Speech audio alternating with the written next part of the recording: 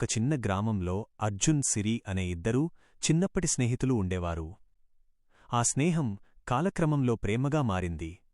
ఇద్దరూ ఒకరికొకరు జీవితాంతం తోడుగా ఉంటామని కలలు కనేవారు. కాని జీవితం ఎప్పుడూ మనం అనుకున్నట్టే ఉండదు. సిరి తండ్రికి తీవ్రమైన అనారోగ్యం వచ్చింది. కుటుంబ పరిస్థితులు ఒక్కసారిగా మారిపోయాయి. ఇంటి బాధ్యత అంతా సిరి భుజాలపై పడింది.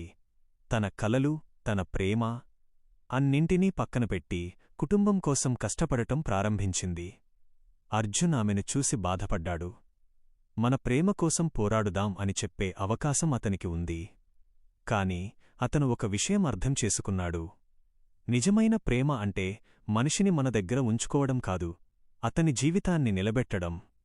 అతను సిరికి ఇలా చెప్పాడు: నీ కలలు ఆగకూడదు, నీ కుటుంబం నిలబడాలి.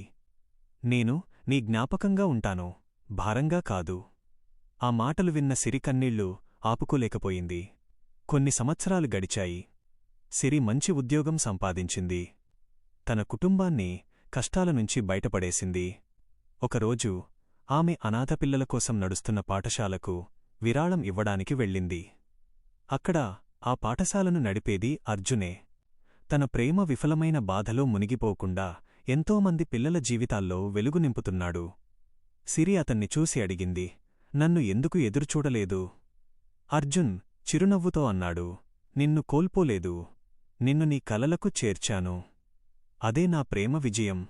ఆ రోజు ఇద్దరూ ఒక నిజం తెలుసుకున్నారు: ప్రేమ ఎప్పుడూ పెళ్లితోనే గెలవదు. కొన్నిసార్లు ఒకరి జీవితాన్ని మరొకరు వెలిగించడం ద్వారా కూడా గెలుస్తుంది. నీతి: నిజమైన ప్రేమ స్వార్థాన్ని కాదు, త్యాగాన్ని నేర్పుతుంది. మనం ప్రేమించిన వ్యక్తి సంతోషంగా ఉంటే అదే మన ప్రేమకు అతిపెద్ద విజయం.